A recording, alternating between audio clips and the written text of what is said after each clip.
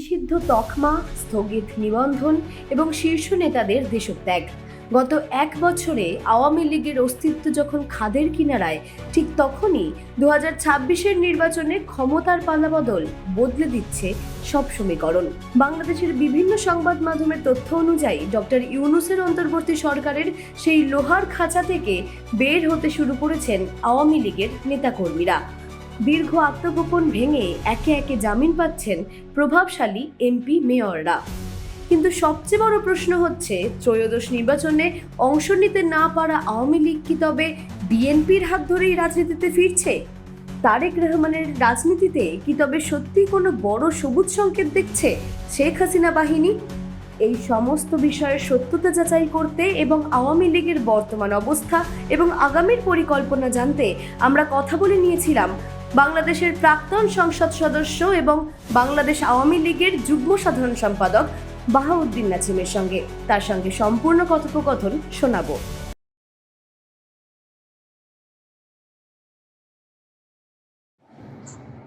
নমস্কার।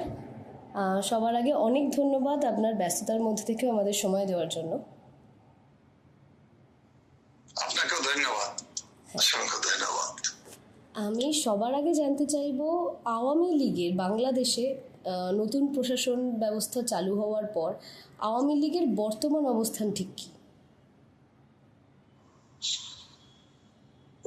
ধন্যবাদ। নতুন প্রশাসন 2 সপ্তাহ যাবৎ তারা তাদের কার্যক্রম শুরু করেছে।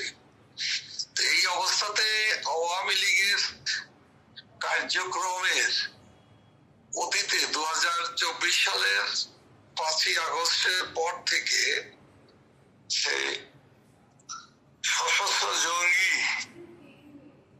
আক্রমণের মধ্য দিয়ে একটি নির্বাচিত গণতান্ত্রিক সরকার আওয়ামী লীগের সভাপতি প্রধান বঙ্গবন্ধু কন্যা দেশরত্ন শেখ হাসিনা, যিনি প্রধানমন্ত্রী হিসাবে বাংলাদেশে দেশ পরিচালনা করছিলেন, তার সরকারকে নির্মমভাবে আক্রমণ করা হয়, সহিংসতার আশ্রয় দেওয়া হয় জঙ্গিদের, সন্ত্রাসীদের এবং সাম্প্রদায়িক গোষ্ঠী সহ জামাতে ইসলাম, ছাত্র শিবির, হিজবুত তাহরীর সহ আরো অন্যান্য এই মনোভাবাপন্ন দলগুলো এর সাথে সম্পৃক্ত ছিল। সেই আক্রমণের পর থেকে অসংখ্য মানুষকে, নেতা কর্মীদেরকে, ধর্মীয় সংখ্যালঘু সম্প্রদায়ের, বিশেষ করে সনাতন ধর্মীদের উপরে আক্রমণ করা হয়, হত্যা করা হয়, অগ্নিসংযোগ, অগ্নিসন্ত্রাস, নানা ধরনের র্যাব, লুণ্ঠন, ধর্মীয় প্রতিষ্ঠানগুলো, মন্দির, এমনকি মাজার, খানকা শরীফ, নানা ধরনের আক্রমণ করা হয় এবং ধ্বংসাত্মক কার্যক্রমের মধ্য দিয়ে গত 18টি মাস অবৈধ দখলদার ফ্যাসিস্ট ইউনূসের এবং তার সন্ত্রাসী গ্যাংস্টার বাহিনী এবং দোসরদের সমন্বয়ে বাংলাদেশটা একটি ধ্বংসের দ্বারপ্রান্তে পৌঁছে গিয়েছিল। ঠিক সেই সময় বাংলাদেশ আওয়ামী লীগের অবৈধ ইউনূসের শাসন ক্ষমতা অবৈধভাবে দখল করার কয়েক মাসের মাথায় বাংলাদেশ আওয়ামী লীগের রাজনৈতিক কর্মকাণ্ডকে বাতিল করে দেয় এবং এই অজুহাতে নির্বাচন কমিশন আওয়ামী লীগের রেজিস্ট্রেশন বাতিল করে দেয় এবং আওয়ামী লীগের নির্বাচন থেকে, কার্যক্রম থেকে আওয়ামী লীগ আর অংশগ্রহণ করা থেকে সম্পূর্ণ পথ রুদ্ধ করে দেওয়া হয়। এই অবস্থার মধ্যে দিয়ে গত 18 মাস আওয়ামী লীগ নিধন, আওয়ামী লীগের উপরে গণগ্রেপ্তার এবং আওয়ামী লীগের উপর নেতা কর্মীদের গ্রেপ্তার করা, গ্রেপ্তার আতঙ্ক, গণগ্রেপ্তার, এমনকি লক্ষ লক্ষ নেতা কর্মীর বিরুদ্ধে সারা দেশব্যাপী মিথ্যে মামলা, হয়রানি মামলা, মামলা বাণিজ্য সবই চলছে। এক অভিনব, বিভৎস, মর্মান্তিক কর্মকাণ্ড বাংলাদেশে 18 মাস চলে আসে। এই ধারাবাহিকতায় যারা সন্ত্রাসী, জঙ্গি, সাম্প্রদায়িক গোষ্ঠী এবং ধর্মকে নিয়ে যারা রাজনীতি করে, ধর্মকে ব্যবহার করে উদ্দেশ্য প্রণোদিত ভাবে যারা রাজনীতির নামে বাংলাদেশে অনাথ সৃষ্টি করে, সেই অপর শক্তি মিলেই বাংলাদেশে মব সন্ত্রাসী নামে একটি নতুন ভয়াবহ সংস্করণ শুরু করে, যেটা বাংলাদেশকে একটি মানে জঙ্গিদের, সন্ত্রাসীদের এবং আইএস এর এজেন্টদের একটি অবাধ বিচরণ ক্ষেত্রে পরিণত করে এবং খুনি এবং সন্ত্রাসীদের অভয়ারণ্যে পরিণত করে বাংলাদেশে। কারণ আইনের শাসন বলতে যেটা, সেটা সম্পূর্ণরূপে ধ্বংস করে দেওয়া হয়। এখানে আইন শৃঙ্খলার কোনো অবশিষ্ট নেই, কারণ খুনিদেরকে, সন্ত্রাসীদেরকে, জঙ্গিদেরকে রাষ্ট্রীয়ভাবে প্রশ্রয় দেওয়া হয়েছে, পৃষ্ঠপোষকতা করা হয়েছে এবং সকল খুনিদেরকে রক্ষা করার জন্য আইন শৃঙ্খলা রক্ষাকারী বাহিনী থেকে আরম্ভ করে সরকারি, বেসরকারি কর্মকর্তা, কর্মচারী, অবসরপ্রাপ্ত কর্মচারী, সামরিক, অসামরিক, বেসামরিক, সিভিল প্রশাসন, শ্রেণী পেশার কবি, সাহিত্যিক, সাংবাদিক, কেউ এদের এই নিপীড়ন, নির্যাতন, নির্মমতা থেকে রক্ষা পায়নি। যেমন একটি অবস্থার মধ্য দিয়ে বাংলাদেশ চলছে, এখনো সেই ধারাবাহিকতা এখনো একইভাবে চলছে। এটার ব্যাপক কোনো পরিবর্তন হয়েছে অথবা কোনো গুরুত্ব পরিবর্তন হয়েছে, এটা এই মুহূর্তে বলার সময় আসেনি, আমার মনে হয় না। এখনো সেটা নিয়ে এই মুহূর্তে মূল্যায়ন করতে গেলে সেই মূল্যায়নটা মনে হয় সমীচীন হবে না। এর জন্য আমি একটু বলি, আমি মানে শোনা যাচ্ছে বিভিন্ন আন্তর্জাতিক বা জাতীয় সংবাদ মাধ্যমের তরফ থেকে যে আওয়ামী লীগের বেশ কয়েকটি, প্রায় কয়েকশো কার্যালয় আবার খুলেছে বা তারা নিজেদের মতো আগের মতো কাজ করা শুরু করেছে। এই বিষয়ে কি বলবেন? এই ঘটনা কি সত্যি? আমি একটু বর্ণনা দেব বলে তো অসুবিধা নেই, আপনি আপনার মতো করে আপনি লিখবেন। তবে যেটা হলো, কিছু অফিসে আওয়ামী লীগের নেতা কর্মীরা গিয়েছে, কিন্তু আওয়ামী লীগের অফিসগুলো তো তারা জ্বালিয়ে পুড়িয়ে ধ্বংস করে দিয়েছে। তারপরও যেখানে গিয়েছে তার অধিকাংশ অফিস কিন্তু পুনরায় আবার আক্রমণ করে বন্ধ করে দেওয়া হয়েছে। এবং অনেক অফিসে যারা গিয়েছে, আমাদের নেতা কর্মীরা যারা গিয়েছে, তাদের উপরে মব সন্ত্রাস হয়েছে। কোন কোন অফিসে আমি নাম বলতে পারি, কোন কোন আওয়ামী লীগের অফিসে কেন্দ্রীয় কার্যালয় ধারে কাছে কোনো মানুষ যেতে পারে না। এখনো সেই বাংলাদেশ আওয়ামী লীগের কেন্দ্রীয় কার্যালয়কে অবরুদ্ধ করে রাখা হয়েছে।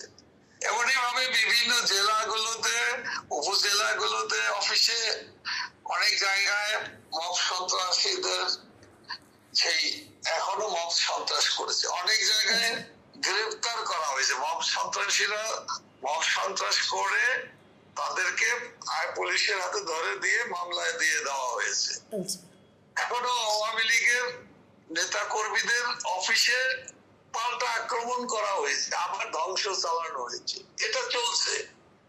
তারপর আওয়ামী লীগের নেতা কর্মীরা অনেক অফিসে যাওয়ার চেষ্টা করছে, কোথাও যে জাতীয় পতাকা উত্তোলন করেছে, কোন কোন কার্যালয়ে যে তারা ইফতার বিতরণ করা, ইফতার মানুষকে দেওয়ার জন্য ইফতার অনুষ্ঠানের আয়োজন করার চেষ্টা করেছে। কোথাও হয়েছে অনেক জায়গায় ইফতার লুণ্ঠন করে নিয়ে গেছে। এমনকি 32 নম্বর বঙ্গবন্ধু বাসভবন, মুক্তিযুদ্ধের চেতনার, মুক্তিযুদ্ধের নেতৃত্ব দানকারী জাতির পিতা যে ভবনে বসে মুক্তিযুদ্ধের ডিক্লারেশন দিয়েছে, মুক্তিযুদ্ধকে সংগঠিত করেছেন, সেই যে আমাদের স্বাধীনতার অনেক স্মারক সংরক্ষিত আছে, সেই বাসভবনটিকে ভেঙে দিয়েছে তিনবার ইউনুসের দখলদার দোসররা, ফ্যাসিস্টরা।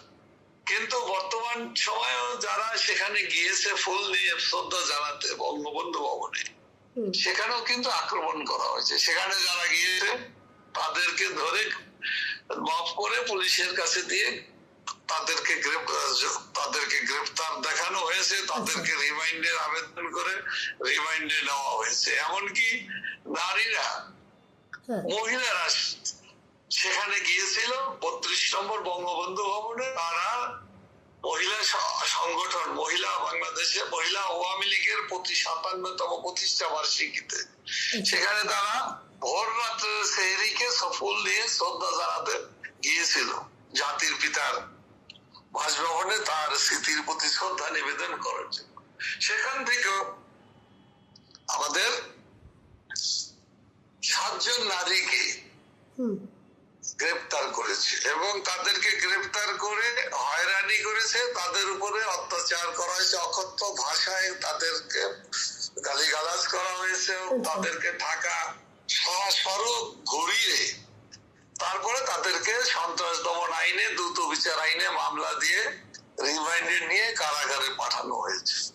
এটা হলো বাংলাদেশের অবস্থা। একই রকম মানে এই বিষয়ে আমি একটা কথা বলবো। জামিন দিয়েছে আপনি নিশ্চয়ই অবগত আছেন এই বিষয়ে। হাসিনা পুত্র জয় বিএনপি অর্থাৎ তারেক রহমান প্রধানমন্ত্রী যখন হবে নির্ধারণ করা হলো, বিএনপি জিতলো বিপুল ভোটে। তারপর হাসিনা পুত্র জয়কে বলতে শোনা গেছে বা তিনি নিজে সমাজ মাধ্যমে বলেছেন যে বিএনপির নেতার সঙ্গে তিনি কথা বলবেন, আওয়ামী লীগ অবশ্যই ফিরবে বাংলাদেশে। তো তাহলে মানে আমরা বা যে কোনো সংবাদ মাধ্যম আমরা ভেবেছিলাম যে হয়তো হাসিনা পুত্র জয়ের সঙ্গে তারেক রহমানের একটা বৈঠকের পর আওয়ামী লীগকে বিএনপি সক্রিয় হতে সাহায্য করবে। তাহলে কি সেই সম্ভাবনা আপনারা দেখছেন না? মানে বিএনপির শাসনকালে কি কোনো রকম ভাবে আওয়ামী লীগকে পুনরুজ্জীবিত করা যাবে না? কি মনে করছেন এই বিষয়ে? না, সেটা ঠিক আছে। আমাদের মাননীয় প্রধানমন্ত্রী বাংলাদেশ আওয়ামী লীগের সভাপতির সুযোগ্য সন্তান সজীব ওয়াজেদ জয় যেটা খুব কথাটা যে উপস্থাপন করছেন সেটা খুব পজিটিভলি কথা, এবং সে কথা বলার জন্য, আলোচনা করার জন্য তার প্রধানমন্ত্রীকে তিনি সাধুবাদ জানিয়ে কথা বলার জন্য সে প্রস্তুত আছেন। এই যে কথাটি বলেছে এটা সে আশাবাদী হয়েই কথাটি বলেছে, কিন্তু তার পরবর্তী সেই আলোকে কোনো প্রতি উত্তর অথবা সদুত্তর কিন্তু আমরা পাইনি, আমরা এখন পর্যন্ত পাইনি। আমার মনে হয় আপনি নিজেও সেটা জানেন। সুতরাং সেটার সম্ভাবনা ধ্বংস হয়ে গেছে, শেষ হয়ে গেছে, অথবা সম্ভাবনা নেই, এটা তো আমি বলতে পারি না। তবে আমি মনে করি, আমরা মনে করি সামগ্রিকভাবে সম্ভাবনার জায়গাটি কেই আমরা উন্নয়ন করতে চাই। কারণটা হলো বাংলাদেশের মানুষ মনে করে দীর্ঘদিন পরে এই ইউনুসের ফ্যাসিস্টদের বিদায়ের পরে, সন্ত্রাসীদের জঙ্গিদের বিদায়ের পরে, দুঃশাসনের বিদায় হওয়া একটা আপদ দূর হয়েছে। কিন্তু সেই আপদের প্রেতাত্মারা এখনো বাংলাদেশে দাপটে বেড়ায়। এখনো কিন্তু সন্ত্রাসীরা এবং তার দোসররা কিন্তু বাংলাদেশে ইউনুসের উপদেষ্টা পরিষদের সেই দুর্নীতিবাজ এবং অবৈধ ইউনুস নিজেই একজন সন্ত্রাসীদের লালনকারী। সুতরাং সে গডফাদার এবং খুন, বাংলাদেশের যত খুন হয়েছে এবং এই খুনের দায় থেকে তিনি এড়াতে পারেন না। তো এদেরকে কোন আইনের আওতায় এখনো আনা হয় নাই। এদের অনেক বিরুদ্ধে মামলা হয়েছে এবং শত শত নয় হাজার হাজার অভিযোগ দায়ের হয়েছে দুদকে।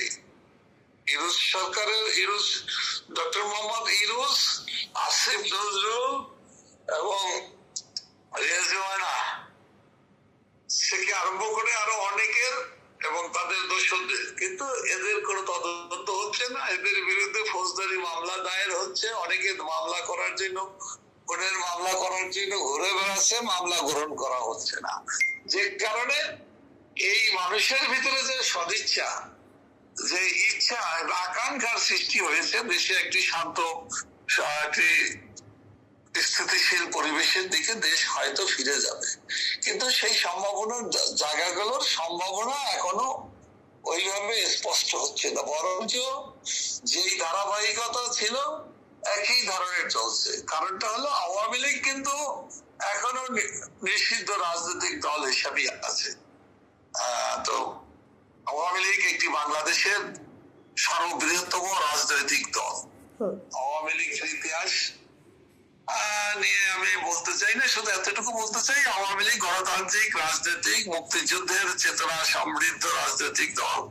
আদর্শিক ভাবে আমরা অসাম্প্রদায়িক বাংলাদেশ, গণতান্ত্রিক বাংলাদেশ এবং দেশপ্রেমিক দল হিসেবে দল বাংলাদেশের আর্থসামাজিক উন্নয়নে, দারিদ্রতা দূরীকরণে, মানুষের এবং বিশ্ব সভায় আমরা জাতি হিসেবে বাঙালি জাতিকে মর্যাদার আসনে পৌঁছে দেওয়ার জন্য আমাদের দল দেশের অর্থশাস্ত্রের নেতৃত্বে আমরা নিরবচ্ছিন্ন ভাবে কাজ করে যাচ্ছি।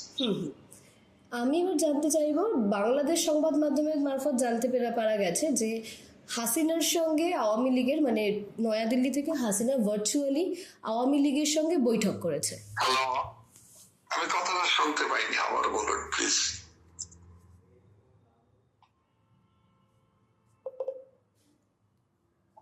শোনা যাচ্ছে? হ্যালো, আমার কথা শোনা যাচ্ছে?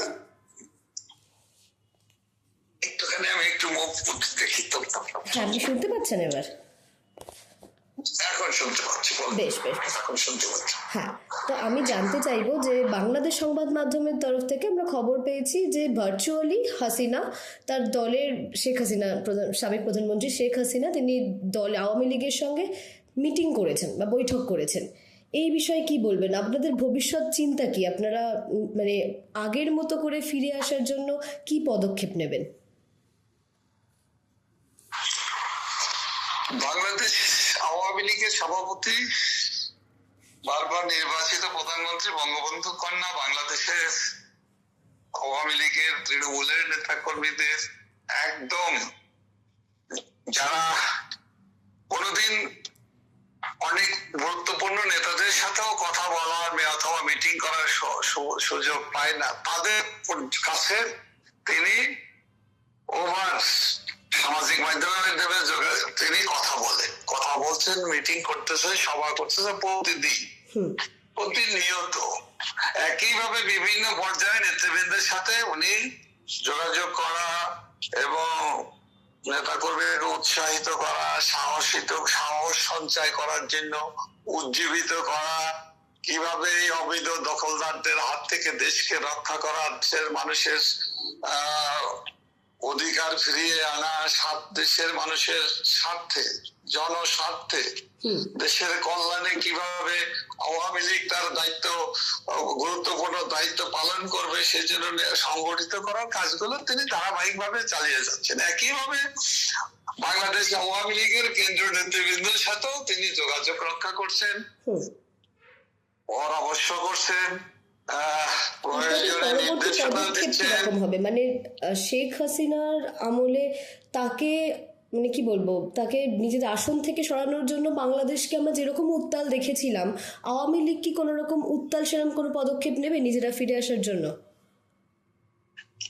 আওয়ামী লীগ অবশ্যই, আওয়ামী লীগ গণতান্ত্রিক দল হিসাবে বাংলাদেশের গণমানুষের কাছে আমাদের যে আদর্শ, সেই আদর্শ এবং দেশের ভবিষ্যৎ কল্যাণের পথ নকশা তৈরি করেই, পথরেখা তৈরি করেই আমরা আওয়ামী লীগ আবার যাতে বাংলাদেশের মানুষের কল্যাণে কাজ করতে পারে, ঘুরে দাঁড়াবার জন্য জনগণকে ঐক্যবদ্ধ করে সমাজকে সংগঠিত করে শক্তিশালী করে আমরা গণ আন্দোলনের মধ্য দিয়ে, গণতান্ত্রিক আন্দোলনের মধ্য দিয়ে, জনমতের ভিত্তিতেই আমরা এমন একটি আন্দোলন করতে চাই যে আন্দোলনের মধ্য দিয়ে এই অশুভ শক্তি যারা বাংলাদেশের সাম্প্রদায়িক রাজনীতিক বীজ বপন করতে চায়, যারা বাংলাদেশের ঐতিহ্যকে, অসাম্প্রদায়িক চেতনাকে নষ্ট করতে চায়, মুক্তিযুদ্ধের স্বাধীনতার চেতনাকে যারা নষ্ট করতে চায়, সেই চেতনা বিরোধী গোষ্ঠীর বিরুদ্ধে বাংলাদেশের মানুষ ঐতিহাসিক ভাবেই দৃঢ়ভাবে বিশ্বাস করে। সুতরাং আওয়ামী লীগ শেখ হাসিনার নেতৃত্বে আমরা ধারাবাহিকভাবে উপযুক্ত সময়ে ধারাবাহিকভাবে আওয়ামী লীগকে রাজনৈতিকভাবে, আদর্শিকভাবে বাংলাদেশের মানুষের কল্যাণে কাজ করার জন্য একটি গণ আন্দোলন আমরা গড়ে তুলব এবং আমি বিশ্বাস করি সেই গণ আন্দোলনের গণজোয়ারের এই অশুভ শক্তি, এই দানবীয় শক্তি, এই ফ্যাসিস্ট গোষ্ঠীর পতন যেমনই ভাবে হয়েছে। কারণটি হলো অবৈধ ইউরোপ সরকার কিন্তু পতন না হলেও সে কিন্তু আমাদের জনতার আন্দোলনে, আওয়ামী লীগের ধারাবাহিক আন্দোলনের প্রেক্ষিতেই এবং বাংলার মানুষের সেই আন্দোলনের সমর্থন করার কারণেই কিন্তু অবৈধ দখলদার ইউরোপের পতন বিদায় নিতে বাধ্য হয়েছে। কারণ তিনি তো 50 বছর 20 বছর বাংলাদেশের মানুষ নাকি তাকে বলে দিয়েছে দেশ শাসন করার। এগুলো আপনারা জানেন, মিডিয়া কর্মী হিসাবে, আপনার লোক মিডিয়ার মানুষ হিসাবে আপনারা অবশ্যই জানেন। এগুলোর পরে কিন্তু তাকে 15 মাসে মানে 1.5 বছরের মাথায় তাকে নির্বাচন দিতে হচ্ছে, যদিও আওয়ামী লীগকে এবং বড় দলকে নির্বাচন করতে দেওয়া হয়। কারণ তার বড় ভয় ছিল, এই অবৈধ দখলদারদের ভয় ছিল আওয়ামী লীগ নির্বাচনে আসলে, শেখ হাসিনার দল আওয়ামী লীগ যদি নির্বাচনে আসে এবং তা সেক্ষেত্রে আওয়ামী লীগ নির্বাচিত হবে। কারণ এখনো বর্তমান যে পরিস্থিতি, জনপ্রিয়তার বিবেচনায় আওয়ামী লীগ এখনো জনপ্রিয় দল। আওয়ামী লীগ সে কারণে আওয়ামী লীগকে নির্বাচন থেকে বেআইনি ভাবে, অসাংবিধানিক ভাবে আওয়ামী লীগকে নির্বাচনে অংশগ্রহণ করতে দেওয়া হয়। তো আওয়ামী লীগ সেই জায়গাটাতে আওয়ামী লীগ নির্বাচনে বিশ্বাস করে, নির্বাচনে অংশগ্রহণ করতে চায়। এবং আপনি জানেন আমরা নির্বাচনে যেহেতু আমাদেরকে অংশগ্রহণ করতে দেওয়া হয়নি, সেখানেও কিন্তু আমরা একটি শান্তিপূর্ণ কর্মসূচি ঘোষণা করা হয়েছিল আওয়ামী লীগের পক্ষ থেকে, যে নির্বাচন বর্জন করা, নির্বাচনে আমরা যাব না। শান্তিপূর্ণ কর্মসূচিতে কিন্তু নির্বাচনে মানুষ অংশগ্রহণ করেন এবং সেখানে ভোট চুরি, ভোট কারচুপি, না ভোট দখল, আগে বাক্স সিল মেরে দেওয়া, নানা ধরনের ঘটনা ঘটেছে। এবং নির্বাচন কমিশন যে শিডিউল, যে নির্বাচনের যে ফলাফল ঘোষণা করেছে সেটার সাথে তালগোল পাকিয়ে ফেলেছে। তারা কোনো পার্সেন্টেজে মিলাতে পারেনি এবং বুথ দখলের কারণে, ভোটের এলোমেলোতার কারণে এটা যে কোনো ভোট নয় সেটা কিন্তু প্রমাণিত হয়েছে। তো সেই জায়গাতে দাঁড়িয়ে আমরা আওয়ামী লীগের নেতা কর্মীরা দেশের মানুষের প্রয়োজনে, দেশের জনগণের স্বার্থে যে কোনো অশুভ শক্তির বিরুদ্ধে আমরা আন্দোলন করার জন্য আমাদের নেতা কর্মীরা প্রস্তুত আছে।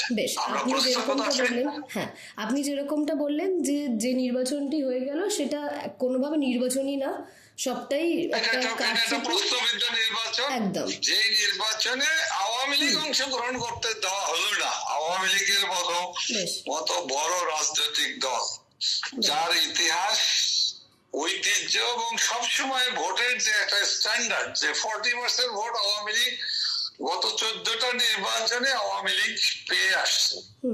এবং এখন বর্তমান অবস্থাতে যে জরিপ, যে সমীক্ষা আছে আমাদের কাছে এবং বিভিন্ন সংস্থা কর্তৃক যে ধরনের যে জরিপ করা হয়, তাতে দেখা গিয়েছে আওয়ামী লীগ সবচেয়ে জনপ্রিয় দল এবং অতীতের চাইতে আওয়ামী লীগের জনপ্রিয়তা এবং আওয়ামী লীগ সভাপতি শেখ হাসিনার জনপ্রিয়তা আরো বৃদ্ধি পেয়েছে। সেটা এখন 60% কাছাকাছি। সেই জায়গাতে আওয়ামী লীগকে বাদ রেখে নির্বাচন তো খণ্ডিত নির্বাচন, সেই নির্বাচনও খণ্ডিত নির্বাচন তো বটেই। জনগণ এই নির্বাচনকে প্রত্যাখ্যান করছে, যে কারণে আশানুরূপ ভোট আসেনি, যে কারণে ভোট কারচুপি করেছে, কারচুপি করতে হয়েছে, যে কারণে ব্যালটে সিল মারতে হয়েছে, যে একই কারণে প্রমাণ করতে ব্যর্থ হয়েছে নির্বাচন কমিশন। 2 দিন পরেও নির্বাচনের যে হিসাব নিকেশটা তারা দিতে পারেনি। বেশ, আমি বুঝতে পারছি। আচ্ছা, আপনি যেরকমটা বললেন, আওয়ামী লীগ, ইভেন আওয়ামী লীগের অনেক সদস্যের মুখেই এটা শোনা গেছে, আওয়ামী লীগ যদি ময়দানে থাকতো তাহলে কোনোভাবেই যে নির্বাচনের ফলাফল হয়েছে সেটা হওয়া যেত না। যদি আমি ধরে নিলাম, মানে আমি আপনাকে প্রশ্ন করার ক্ষেত্রে বলছি, ধরুন আপনি আওয়ামী লীগ নির্বাচনে অংশগ্রহণ করেছে এবং আওয়ামী লীগ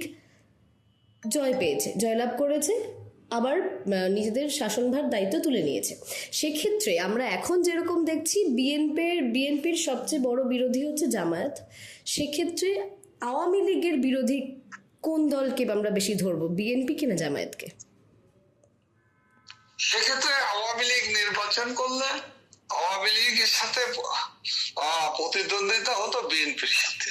আচ্ছা, সেক্ষেত্রে প্রতিদ্বন্দ্বী দল হিসেবে সেখানে বিএনপি আসতো, আওয়ামী লীগের পরের পজিশন অবশ্যই বিএনপি আসতো, এবং বাংলাদেশে তো মূলত দুটি দল, এটাই হলো বাস্তবতা। বাংলাদেশে দুটি রাজনৈতিক দল আছে, একটা মানে আপনি বাংলাদেশ বলছেন আওয়ামী সেক্ষেত্রে লীগ, জামায়াত আর কোনো একটা রকম ভাবে কোনো জায়গায় পেত না। না, জামায়াত হয়তো এক একটা খণ্ডিত দু একটি আসন পেত, সেটা যেমন কোন জায়গাতে সেটা স্থানীয় ভিত্তিতে স্থানীয় ভাবে তারা কয়েকটা আসন হয়তো পেতে পারতো, অথবা এমনও হইতে পারতো তারা সৈন্যের কোঠাও নেমে যেতে পারতো। ওইভাবে বলতে চাই না, হয়তো বা তারা কয়েকটি আসন পেত, যেটা তারা জামাতে ইসলামের আদর্শে উদ্বুদ্ধ হয়ে বাংলাদেশের মানুষ জামাতকে নির্বাচিত করেছে এইভাবে বলা সেটা যাবে না, সেটা স্থানীয় ভাবে নানা কারণে হতে পারে। কিন্তু বাংলাদেশের রাজনৈতিক দল হলো দুইটা, মানে সংসদে বলেন সরকারে বলেন, সেটা হলো বাংলাদেশ আওয়ামী লীগ, দ্বিতীয় দলটি হলো বিএনপি। হ্যাঁ, তো জামাতকে একটা বিরোধী গোষ্ঠীদের একটা দল, সেই হিসাবেই তাদেরকে চিনে। তারা বাংলাদেশে বিশ্বাস করে না, তারা পাকিস্তানি ভাবধারা, পাকিস্তানিদের এজেন্ট হিসাবেই তাদেরকে ধরা হয়। তাদেরকে বাংলাদেশের মানুষের কাছে মূল্যায়নটা এক ধরনের, ওনারা তো ভেস্টের টিকিট বিক্রি করে, যেটা ইসলাম বিরোধী। যাই হোক, এই যারা ভেস্টের টিকিট বিক্রি নেমেও কিন্তু এবার কিন্তু তারা তো সরকারে যাবে তারা ঘোষণা দিয়েছিল, এবং ফ্যাসিস্ট ইউনূসও তাদেরকে সমর্থন দিয়েছিল। এনসিপি নামে যেটা জামাতের বিটি কি জামাতের একটি তাদের এক ধরনের অপ্রকাশিত অঘোষিত সংগঠন, এরা মিলেমিশে তো তারা অনেক কিছু করার চেষ্টা করছে, কিন্তু সেটা সফল হয়নি। বাংলাদেশের মানুষ ঐতিহ্যগত ভাবেই জামাত ইসলামকে আর যাই হোক রাষ্ট্র ক্ষমতা দখল করুক এটা চায় না, এটা মেনে নেয় না, মেনে নিতে চায় না, মানে না। বিধায় বাংলাদেশের মানুষ, যেহেতু আওয়ামী লীগ নির্বাচনে নাই, অংশগ্রহণ করতে দেওয়া হয়নি, সেই কারণে বাংলাদেশের মানুষ জামাতকে প্রতিহত করার জন্য এই নির্বাচনে বিএনপিকে ভোট দিয়েছে। বেশ, আচ্ছা, আমি এবার জানতে চাইবো, ইউনূস শাসিত সরকারে বিভিন্ন রকম ভাবে সংখ্যালঘু সম্প্রদায়ের উপর অত্যাচার বা নিপীড়নের ঘটনা শোনা গেছে। বিএনপি শাসনকালে সেই অবস্থান ফিরবে বলে আমরা আশাবাদী ছিলাম এবং এখনো আছি। আওয়ামী লীগের ঠিক অবস্থান কিরকম হবে সংখ্যালঘু সম্প্রদায়ের প্রতি ভবিষ্যতে বা আগে? আপনাদের মনোভাব কি এই বিষয়ে একটু বলবেন?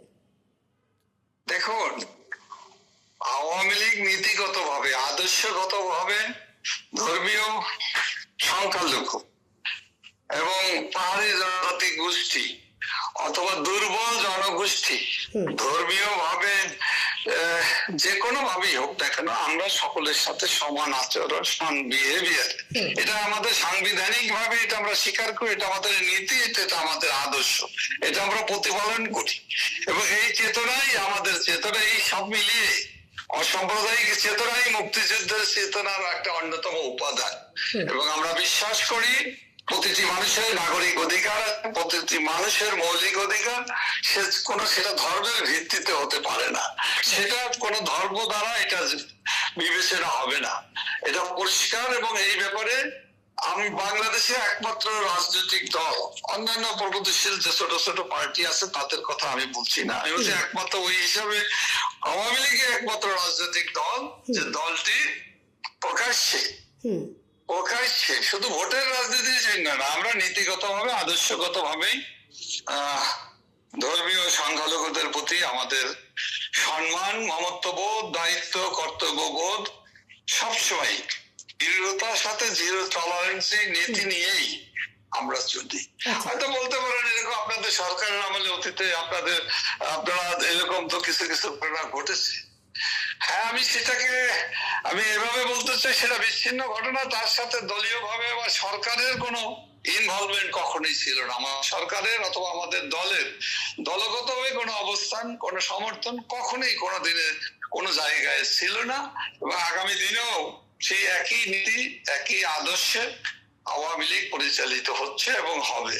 আওয়ামী লীগ ঐতিহ্যগত ভাবে তার মূল যে বেসিক যে প্রিন্সিপাল, মূল নীতি যেটা সংবিধানে সমুন্নত আছে, বাংলাদেশের সংবিধানে, যে সংবিধানের সাথে, সংবিধানের নীতির সাথে আওয়ামী লীগের নীতি আদর্শে যে জাতীয় যে 4 মূল নীতি এখনো আছে, যেটা 72-এর সংবিধানে জাতির পিতা নিজে হাতে যে তৈরি করেছে মুক্তিযুদ্ধের পরে, স্বাধীনতা সংগ্রামের পরে, সেই সংবিধানের সাথে আমাদের নীতি আদর্শে ধর্মীয় সংখ্যালঘু, পাহাড়ি জনজাতি গোষ্ঠী অর্থাৎ দুর্বল ধর্মে অনুভবপূর্ণ জনগোষ্ঠী সকলের সাথে আমাদের এই আচরণ, আমাদের বিহেভিয়ার, এটা আমাদের সমান ব্যবহার করা, সমান মর্যাদা দেওয়া, এটা আমাদের দায়িত্ব, কর্তব্য, এবং এই দায়িত্ব পালনের ক্ষেত্রে আরো আগামী দিনগুলোতে আরো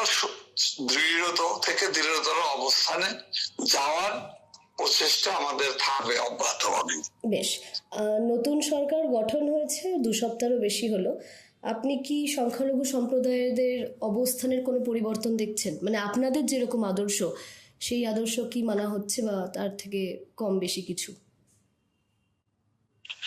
এইটা হলো যে সরকারে কেবল এসেছে, এখনো আমরা যে ধর্মীয় সংখ্যালঘুদের উপরে যে আক্রমণগুলো 5ই আগস্টের থেকে শুরু হয়েছিল, সেই আক্রমণ ওইভাবে হচ্ছে আমি বলছি না, তবে ওই 5ই আগস্টের পর থেকে যে আক্রমণের শিকার যারা হয়েছে তাদের জন্য কোনো প্রতিকারের কোনো ব্যবস্থা, কিন্তু কোনো পজিটিভ কোনো উদ্যোগ এখনো দেখিনি। এবং সেই সময় যারা আন্দোলন করেছিল অধিকারের জন্য, তাদের অত্যাচার নির্যাতন বন্ধের জন্য, এবং খুনের দায়ে, র্যাপের দায়ে যাদেরকে বিচারের আওতায় আনার জন্য যে আন্দোলন গড়ে উঠেছিল চিন্ময় প্রভুর নেতৃত্বে, সেই সময় থেকে তাদেরকে যে গ্রেপ্তার করা হয়েছে, অসংখ্য মামলা দিয়েছিল, একটা মামলাও কিন্তু এখন পর্যন্ত প্রত্যাহার করা হয়নি, এবং চিন্ময় মহাপ্রভু কিন্তু সে মুক্তি পায়নি, মুক্তির কোনো উদ্যোগ নেই। বরঞ্চ অনেক সিনিয়র আইনজীবী যারা হিন্দু বৌদ্ধ ঐক্য পরিষদের গুরুত্বপূর্ণ নেতা এবং সুপ্রিম কোর্টের সিনিয়র লয়ার, তাদের অনেকেই কিন্তু এখনো ঘর থেকে বের হতে, প্রকাশ্য হতে পারতেছে না, এবং আত্মগোপনে আছে। কোথায় আছে, কিভাবে আছে, এটা তো আমি বলতে পারবো না। এ ধরনের ঘটনা কিন্তু আছে। ভয়, শঙ্কা, আতঙ্ক দূর হয়নি, এটা কারোর ভিতরেই হয়নি। এবং সে ধরনের এই 2 সপ্তাহের ভিতরেই আপনারা দেখবেন সকালে বিকালে সিদ্ধান্তহীনতা, সকালের সিদ্ধান্ত বিকালে পাল্টায় নানা জিনিস হচ্ছে। কিন্তু আমি কোনো সুনির্দিষ্ট ইঙ্গিত করে বলতে চাই না, কিন্তু এটা যে স্থিতিশীলতার দিকে যাচ্ছে না, কারণটা হলো যে যেখান থেকে গুরুত্বপূর্ণ সিদ্ধান্ত আসবে সেখানেই সকালে বিকালের যে পরিবর্তনগুলো, সেটা খুবই লক্ষণীয় এবং তাৎপর্যপূর্ণ। এরকম একটি অবস্থার ভিতরে কোন জায়গাতে স্থিতিশীলতা ফিরে আসার যে পরিবেশ, তা তো দেখা যাচ্ছে না। আদালতের আইনজীবীদের উপর আক্রমণ, সুপ্রিম কোর্টের সিনিয়র আইনজীবী, বয়োজ্যেষ্ঠ আইনজীবী, আমি নামই বলি আবু সাইদ সাগর, তিনি আওয়ামী লীগের নেতা, প্রবীণ নেতা, তার চেম্বারকে, হাইকোর্টের ভিতরে ক্যাম্পাসের ভিতরে চেম্বারকে আক্রমণ করে ভেঙে চুরে বঙ্গবন্ধুর ছবি এবং আমাদের নেত্রীর ছবি, প্রধানমন্ত্রীর ছবি, এবং তার নিজের ছবি ভেঙে খান করে অফিস ভেঙে লোপাট করে দেওয়া হয়েছে। তার কোনো প্রতিকার হয় না। আদালতে, বরিশালের আদালতে আওয়ামী লীগের একজন এমপি, সাধারণ সম্পাদক এমপি, এটা তুচ্ছ মামলা, যেটা তেমন কোনো ফৌজদারি আইনের বা জামিনযোগ্য মামলা, জামিন দিয়েছে আদালত। সেই জামিন দেওয়ার অপরাধে আদালতের বিচারককে আদালতের এজলাসে ঢুকে ভাঙচুর করা হয়েছে। এরকম ঘটনা এখনো বাংলাদেশে ঘটছে। সুতরাং এগুলো শহীদ মিনারে, কেন্দ্রীয় শহীদ মিনার, সারা বাংলাদেশে ভাষা আন্দোলনের 21শে ফেব্রুয়ারি আন্তর্জাতিক মাতৃভাষা দিবস। সেই দিবসে শ্রদ্ধা নিবেদন করতে ফুল দিতে আওয়ামী লীগের নেতাদেরকে দেওয়া হয়নি। যেখানে গিয়েছে কোনো কোনো জায়গায় ফুল দিতে পেরেছে, অধিকাংশ জায়গায় ফুল কেড়ে নেওয়া হয়েছে, ফুল দিতে দেওয়া হয় নাই। অনেক জায়গায় মব সন্ত্রাস চালানো হয়েছে, ফুল ভেঙে দিয়েছে, মব সন্ত্রাস চালানো হয়েছে। কোনো কোনো জায়গায় গ্রেফতার করা হয়েছে, মব সন্ত্রাস করেছে, গ্রেফতার করা হয়েছে। এগুলো তো এক সপ্তাহ আগেই আন্তর্জাতিক মাতৃভাষা দিবসে শহীদ মিনার প্রাঙ্গণে, কেন্দ্রীয় শহীদ মিনার প্রাঙ্গণে থেকে আরম্ভ করে বহু জেলাতে এই ঘটনা ঘটছে। তো এগুলো আমি শেষ প্রশ্ন করব। হ্যাঁ, জি, আমার শেষ প্রশ্ন থাকবে 2026-এ মসনদে বসলেন তারেক রহমান, সম্ভাব্য ফের ভোট হবে 2031-এ। 2031-এর নির্বাচনে কি আমরা আওয়ামী লীগকে দেখতে পারবো অংশগ্রহণ করতে? আপনি কি আমরা নির্বাচন করার জন্য আমরা অংশগ্রহণমূলক, অন্তর্ভুক্তিমূলক এবং অর্থবহ অবাধ সুষ্ঠু নির্বাচনের জন্য আওয়ামী লীগ সবসময়ের জন্য প্রস্তুত।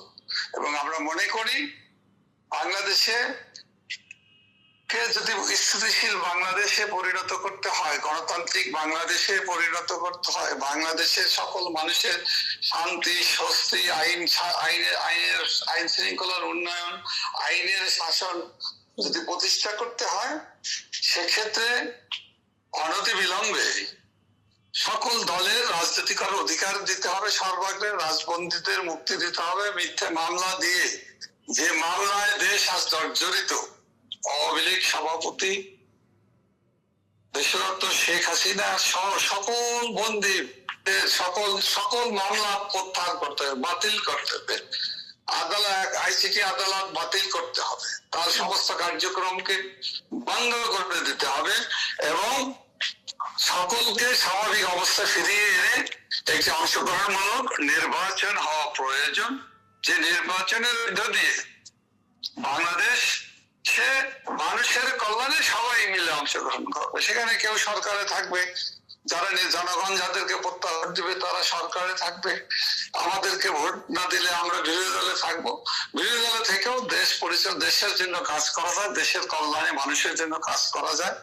এইটা কাজ করার অধিকার, অভিজ্ঞতা আওয়ামী লীগ করেছে এবং আমরা দেশে একটি স্থিতিশীল রাজনৈতিক পরিবেশ পরিস্থিতি সৃষ্টির জন্য আওয়ামী লীগ কাজ করার জন্য প্রস্তুত আছে। আমরা একটি